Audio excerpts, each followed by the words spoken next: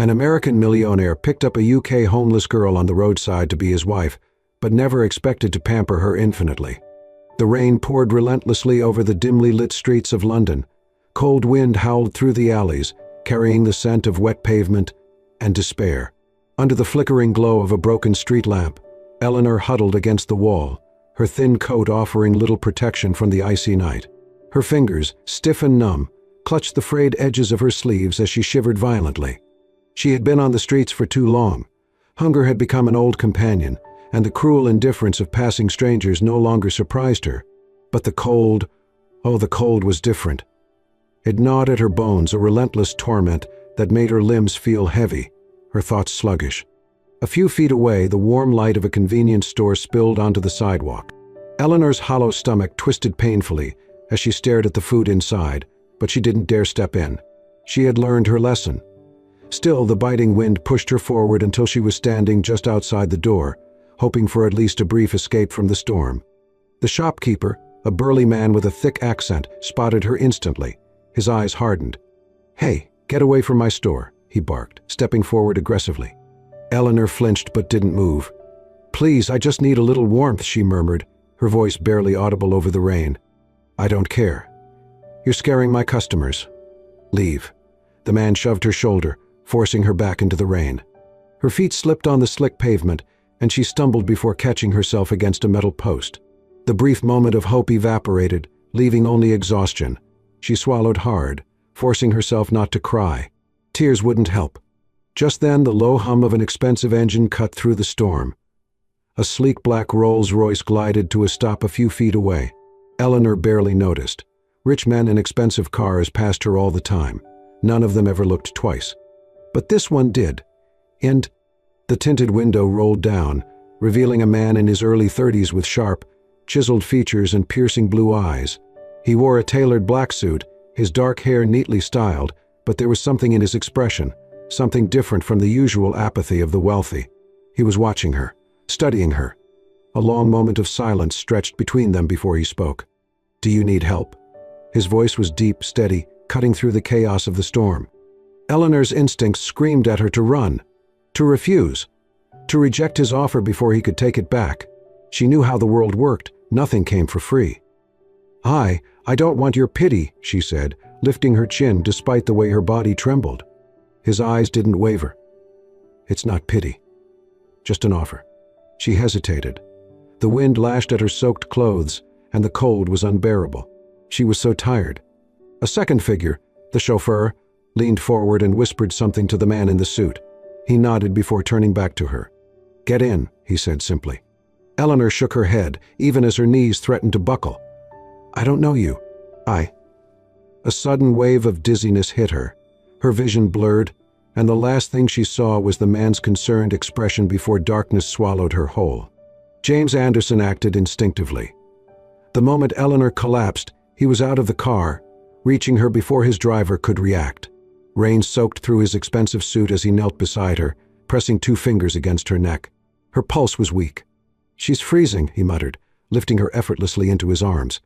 His chauffeur hesitated. "Sir, taking in a homeless woman." "I don't care," James cut him off. "She needs help." With that, he carried her into the Rolls-Royce, ignoring the confused stares of the people nearby. The shopkeeper who had thrown Eleanor out watched in stunned silence as the wealthy American businessman, one of the most influential figures in the world of finance, drove off with a half-conscious homeless girl in his girl. Warmth, softness, a scent of fresh linen and something faintly citrusy. Eleanor's eyes fluttered open, her body tensing immediately. The ceiling above her wasn't the gray sky she was used to, it was high, adorned with intricate molding. She bolted upright, her heart pounding. This wasn't the cold, hard pavement she had fallen unconscious on. Her fingers clutched at the plush comforter beneath her. The bed was enormous, the sheets smooth and expensive. A large window overlooked a city skyline, the morning light filtering in through sheer curtains. It was a hotel room, but not just any hotel. This was luxury. Panic seized her chest. How did she get here? Then it hit her. The man, the car, the cold. She had passed out, and he must have brought her here. The door to the suite creaked open. Eleanor turned sharply, her muscles coiling like a cornered animal. James Anderson stepped inside, looking impeccably composed despite his damp hair, as if he had just showered. He was dressed in a crisp white shirt with the sleeves rolled up, his expensive watch glinting in the soft light. In his hands he carried a tray of food. "You're awake," he said simply, setting the tray on the bedside table. His voice was calm, but his eyes studied her carefully, as if assessing her state. Eleanor shifted, pulling the blanket around herself instinctively. "Where am I?" Her voice was hoarse. "A hotel," James answered, dragging a chair closer and sitting down. "You passed out last night. I couldn't leave you out there in the rain." She narrowed her eyes. "And why should I believe that? Maybe you expect something in return." James exhaled through his nose, seemingly unfazed by her hostility. "Eat first," he said, nodding toward the tray. "Then, if you still think I have some sort of hidden agenda, you can walk out that door and never see me again." Eleanor eyed the tray warily. Scrambled eggs, toast, fruit, and a steaming cup of tea. The smell alone made her stomach twist painfully, but her pride held her back. "Not hungry," she muttered. James leaned forward, resting his forearms on his thighs. "I get it," he said. "When you've been let down enough times, you start believing that kindness doesn't exist." Eleanor flinched. His words hit too close to home. He didn't push further. Instead, he picked up the tea, held it out to her. "At least take this. You need warmth more than your pride right now." She hesitated, then, with a sigh, reached for the cup. The heat seeped into her fingers, soothing the stiffness. She took a careful sip, the warmth spreading down her throat. James watched her for a moment before speaking again. "What's your name?" She hesitated before answering. "Eleanor." "Just Eleanor?" She looked away. "Just Eleanor." A beat of silence passed. Then James said, "You don't belong on the streets." Eleanor scoffed. "That obvious?" "You're educated," he observed. "Your accent, your posture, you weren't always homeless." Her grip on the cup tightened. "Doesn't matter. This is my life now." "But it wasn't always," he countered. "What happened?" Eleanor's jaw clenched. She didn't owe him an explanation, but for some reason, the words tumbled out before she could stop them. "I used to be in university," she admitted, "studying business." James raised an eyebrow. "Smart girl, then?" She huffed a humorless laugh. "Not smart enough." His expression softened. "What changed?" Eleanor swallowed, staring into the dark liquid in her cup. "My father," she inhaled sharply. "He was a businessman. We were doing well. Not wealthy, but comfortable. Then one day, everything fell apart. His company went bankrupt. My mother got sick. Debt piled up. And then he died." James stilled. Eleanor clenched her fists. "After that, everything collapsed. We lost our home. My mother couldn't handle it. She passed away a year later. And I couldn't keep up with school anymore. No money, no family, nowhere to go." A long silence stretched between them. Eleanor hesitated, then whispered, "Richard Calloway."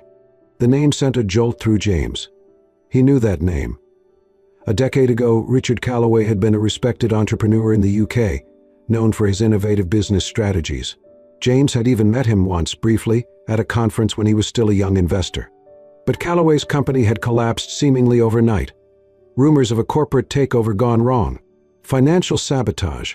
James remembered hearing about the tragedy of his death, but he had never known about his daughter. He studied Eleanor anew. She wasn't just a homeless girl. She was the fallen heiress of a ruined empire. And she had no idea that the man sitting across from her might have had something to do with her father's downfall. Eleanor sat stiffly on the edge of the hotel bed, gripping the warm teacup between her hands, as if it were the only thing tethering her to reality. Across from her, James leaned back in his chair, watching her with an expression she couldn't quite read. After a long moment, he spoke. "Come to America with me." Eleanor's head snapped up. "What?" "I can help you get back on your feet," James said calmly, as if offering to change someone's life was a casual thing. "A fresh start, a job, a place to live." "You don't belong here, Eleanor. Not like this." Her stomach twisted. I can't just go to another country with a stranger," she stammered. James smirked slightly. "I'm not asking you to marry me, just to take a chance." Eleanor let out a breath, shaking her head. "I appreciate what you've done, but I don't need charity." James arched a brow. "Really? And what's your grand plan?" "Stay here, hope someone drops a few extra coins into your cup." Keep sleeping on the streets until winter finally wins." Eleanor's fingers clenched around the cup. His words stung because they were true. She had no plan, no future. James leaned forward, resting his elbows on his knees. "This isn't charity, Eleanor. It's an opportunity. I have a company in New York. I can get you a job. Not a handout, a job. You can earn your way back." Her throat tightened. "Why are you doing this?" For a moment, something flickered across his face, an emotion Eleanor couldn't quite grasp. "Let's just say I know what it's like to lose everything," he said quietly. The silence stretched between them. Eleanor wanted to say no. She wanted to hold on to her pride, to reject the idea of being another billionaire's act of kindness. But the truth was brutal. She had nothing. No home, no future, no one left who cared. Finally, she exhaled shakily. "What kind of job?" A slow smile tugged at James's lips. "We'll figure that out once we get there." The private jet landed smoothly at Teterboro Airport, a world away from the rain-drenched streets of London where Eleanor had last stood. As she stepped off the plane, the sheer enormity of what she had done hit her. She had left everything behind, what little everything she had, and placed her future in the hands of a man she barely knew. James walked beside her as they made their way to a waiting black SUV. "Nervous?" he asked, glancing at her. Eleanor forced a smirk. "Just wondering if you secretly plan to sell me into the black market." James let out a laugh. "You have a dark sense of humor." "It's all I have left," she muttered under her breath. As the car drove through the towering skyline of Manhattan, Eleanor stared out the window, overwhelmed by the contrast between this world and the one she had just left. James's apartment, or rather his penthouse, was something out of a movie. Floor-to-ceiling windows overlooked the city, sleek modern furniture arranged like a luxury showroom. It was pristine, controlled, just like its owner. "You'll stay here until you get settled," James said, setting her single bag down near the guest bedroom. "There's a walk-in closet, bathroom, anything you need." Eleanor hesitated in the doorway. "This is temporary." James nodded. Of course. But they both knew she had no idea how long temporary would be. The following weeks were a whirlwind. True to his word, James didn't hand Eleanor an easy way out. He made her work for it. She started as an assistant at his company, Anderson Enterprises, handling documents, organizing schedules, and running errands. The workload was intense, but she didn't complain. She was earning money, rebuilding her life piece by piece. James kept his distance at work, treating her no differently than any other employee. But outside of work, he subtly pushed her toward healing. He encouraged her to eat properly, made sure she had clothes that fit, and even got her enrolled in night classes to finish her degree. At first, Eleanor resisted. But slowly, grudgingly, she began to trust that he wasn't just playing some long game of pity. Then the rumors started. It began as whispers among the staff. A few side glances hushed conversations, but soon it spread beyond the office. "Did you hear? Anderson picked up some homeless girl off the streets. She's obviously using him. Gold digger. Bet she's just waiting to marry him and take half." The tabloids caught wind of it next. A headline splashed across a business magazine read, "Billionaire James Anderson and his mysterious charity case. Who is she?" Eleanor saw the article on a coworker's phone, her stomach dropping. It was accompanied by a photo of her walking beside James outside his penthouse. The article painted her as an opportunist, a woman who had strategically found herself a billionaire benefactor. She stormed into James's office, slamming the magazine onto his desk. "Did you see this?" James barely looked up. "Yes." "That's it?" "Yes," she snapped. He sighed, leaning back in his chair. "They'll talk. Let them." Eleanor's chest tightened. "You don't get it." "They think I'm—" "I know exactly what they think," James interrupted, his eyes locking onto hers. "But do you?" She froze. "Do you actually care what they say?" he asked, his voice softer now. She wanted to say no, but the truth clawed at her insides. James sighed and stood up, walking around his desk, until he was standing just a foot away. "You don't owe them an explanation, Eleanor. You know who you are." "I know who you are." "That's enough." His words should have comforted her, but as she looked into his unwavering gaze, Eleanor realized something terrifying. She had been fighting for so long, pushing people away, proving she didn't need anyone. But for the first time in years, she wanted to be worthy of someone believing in her. The storm of rumors didn't die down. If anything, it grew worse. Every morning, Eleanor walked into Anderson Enterprises with heads turning and whispers following her. It didn't matter how hard she worked or how late she stayed at the office, people had already decided what they wanted to believe. The headlines got nastier. James Anderson falls for a street girl, billionaire's blind spot, gold digger or Cinderella. The truth behind Anderson's mystery woman. Eleanor tried to ignore it, but it was everywhere, on business sites, gossip blogs, even social media, where strangers dissected her every move. One afternoon, as she was organizing files in James's office, she heard his assistant, Mark, on the phone outside. "No, Mr. Anderson will not be commenting on ridiculous speculation. Eleanor Calloway is an employee, and any claims beyond that are baseless." Eleanor's stomach clenched. It wasn't just the press, his own people were questioning her. She set the files down, taking a deep breath before stepping into James's main office. He was at his desk, skimming through reports, but when he looked up and saw her face, his expression softened. "You saw the latest article," he guessed. Eleanor crossed her arms. "They think I'm using you, that I'm waiting to marry you and take half your company."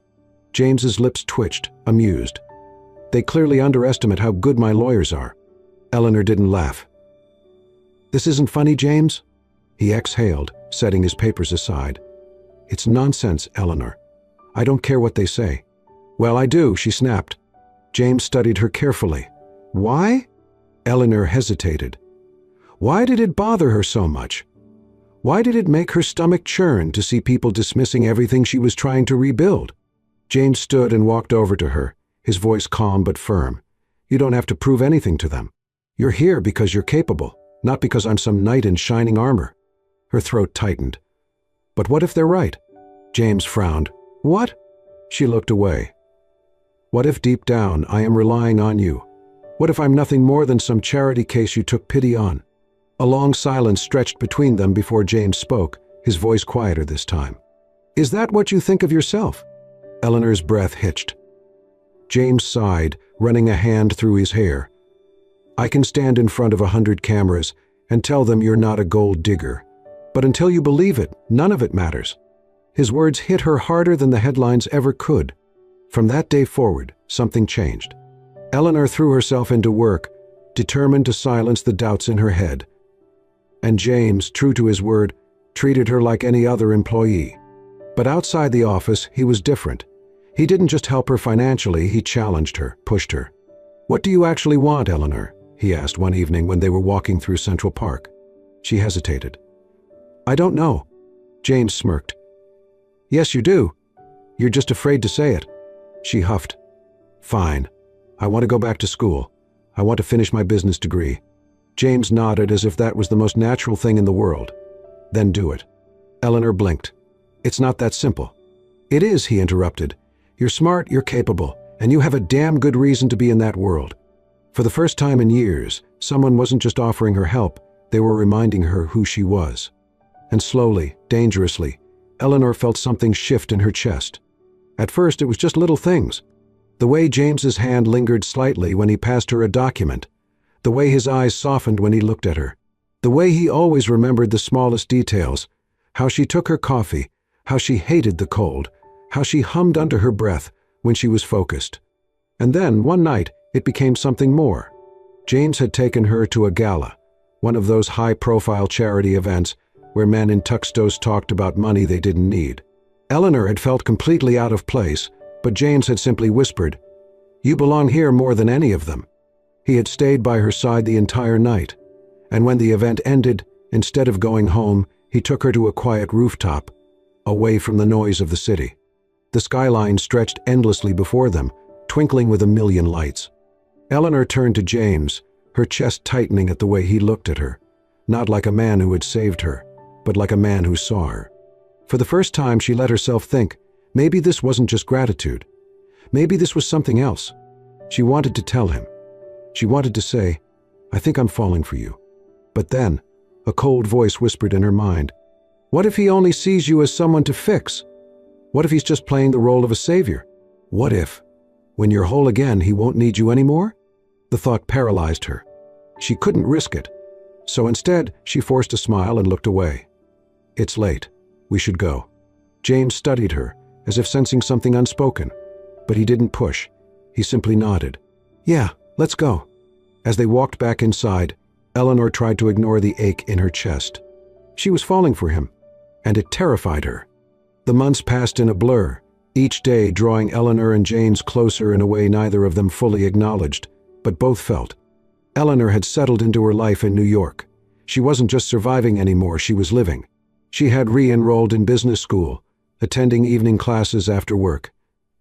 At Anderson Enterprises, she had climbed from assistant to a junior strategist, proving herself through hard work rather than favoritism. But the biggest change of all was James. He was no longer just the man who had saved her.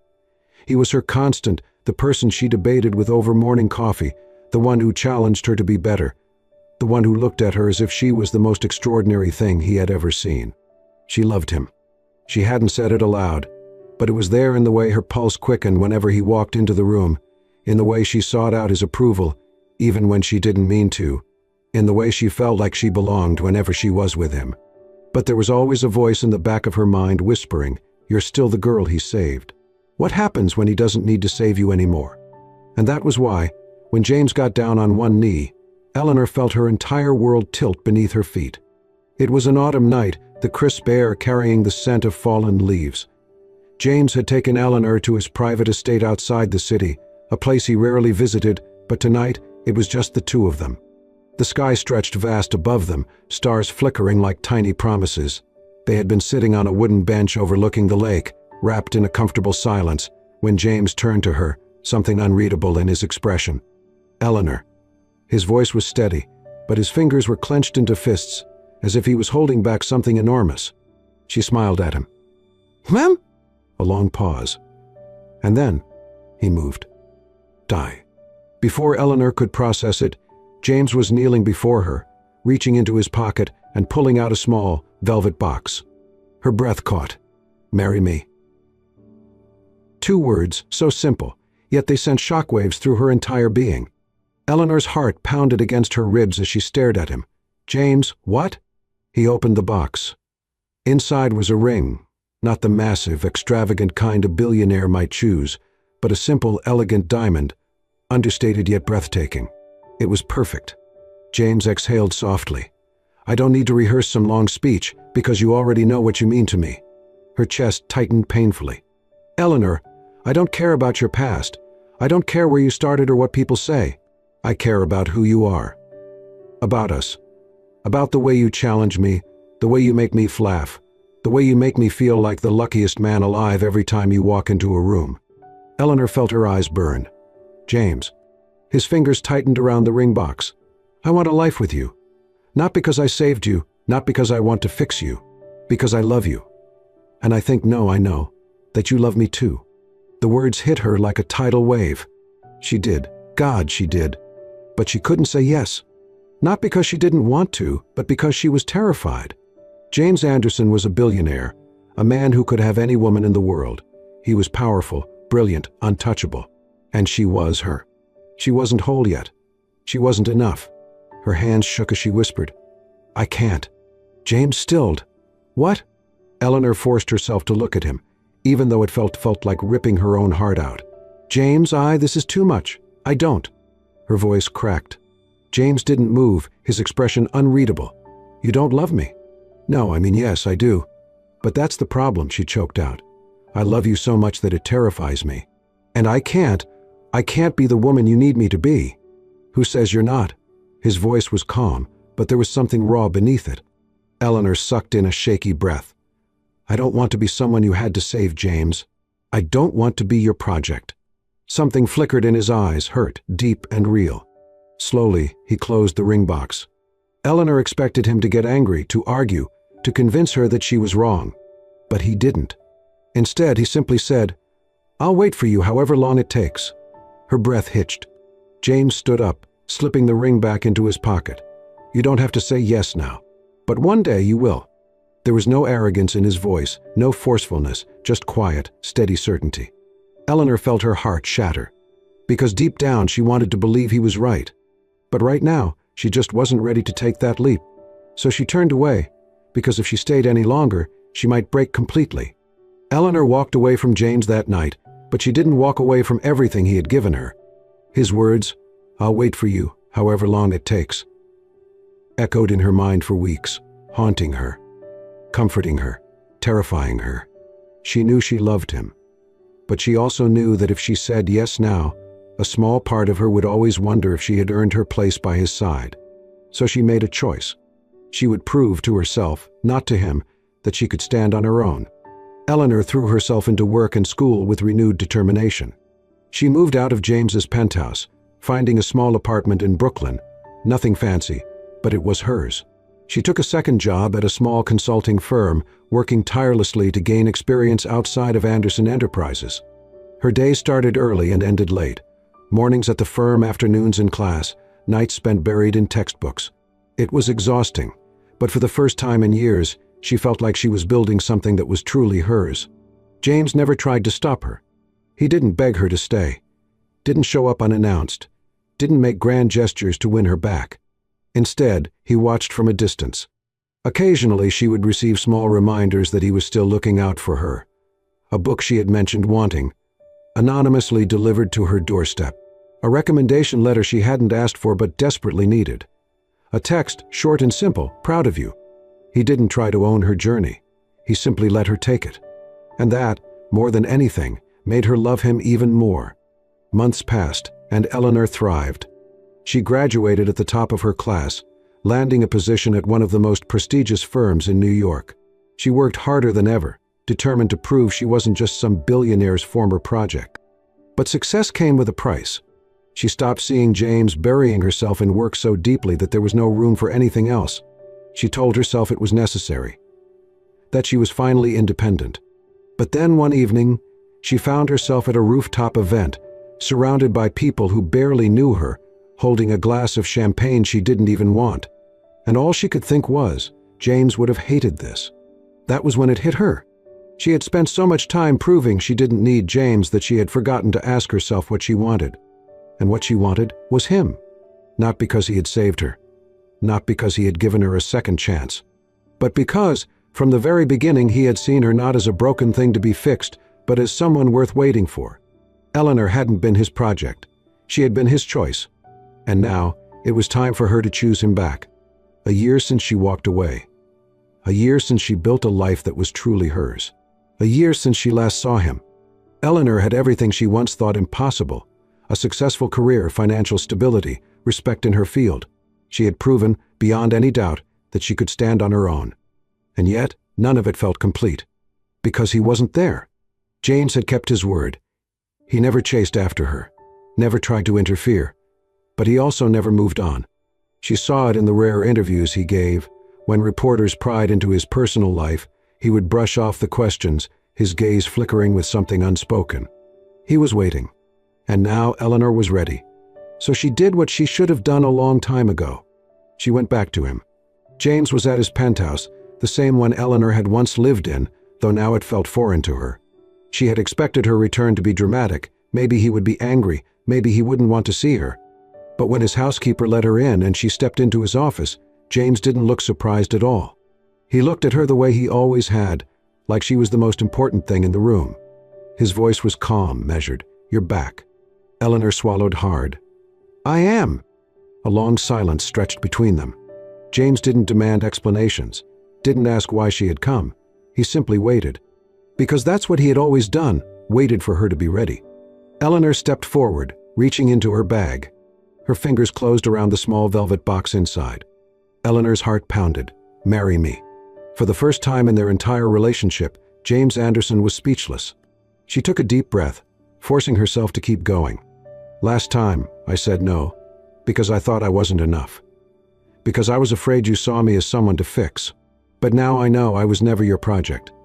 I was never someone you pitied. I was someone you chose." Her voice trembled slightly.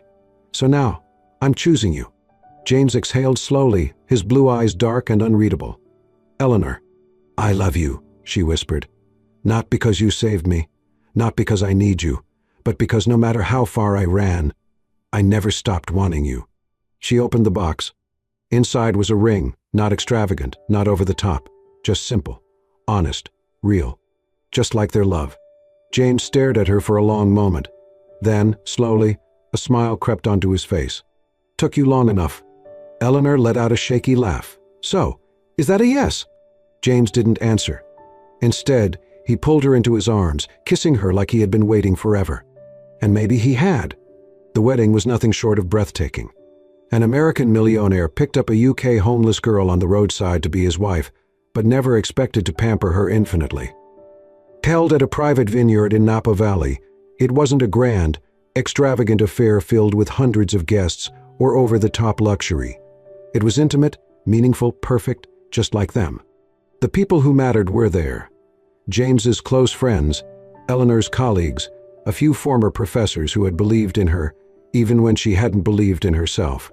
Even Mark, James's no-nonsense assistant, cracked a rare smile as he adjusted his tie. And when Eleanor walked down the aisle, she was not the girl James had once found shivering on the streets of London. She was strong, confident, radiant. A woman who had rebuilt herself, piece by piece. A woman who had fought her way back to the life she deserved. A woman who had, finally, allowed herself to love and be loved in return. James stood at the altar, his blue eyes locked on her, filled with nothing but pride and adoration. When she reached him, he took her hands, squeezing them gently. "Took you long enough," he murmured, teasing her with the same words he had said when she proposed. Eleanor smiled, her heart full. Worth the wait. James's gaze softened. More than you'll ever know. The vows were simple, yet deeply personal. James promised to always challenge her, to always believe in her even when she doubted herself. Eleanor promised to never run again, to never let fear hold her back from the happiness they both deserved. When they finally said "I do," the vineyard erupted in applause, but to Eleanor, the only thing that mattered was the way James looked at her, as if she was the greatest decision he had ever made. And maybe she was. Marriage didn't magically make life perfect. They still had arguments, still had moments of stubbornness, still had days where Eleanor had to remind James to stop working long enough to actually eat a meal. But their love was never about perfection. It was about partnership. James never saved Eleanor. He had simply stood beside her until she was strong enough to save herself. And now, for the rest of their lives, they would stand together, as equals, as partners, as two souls who had finally found their way home. And so, Eleanor and James's story wasn't one of a billionaire rescuing a homeless girl. It was a story of resilience, love, and finding one's worth. Eleanor didn't need to be saved. She needed someone to believe in her until she could believe in herself again. And James? He didn't just find a woman to love, he found an equal, a partner, a love that wasn't built on pity, but on mutual respect and unwavering devotion. Their journey wasn't perfect, but it was real. And in the end, that's what made it beautiful. If this story touched your heart, don't forget to like, share, and subscribe to Soul-Stirring Stories for more emotional, life-changing tales. Because sometimes a single story can heal a soul, inspire a heart, and remind us all of the power of love and perseverance. See you in the next story.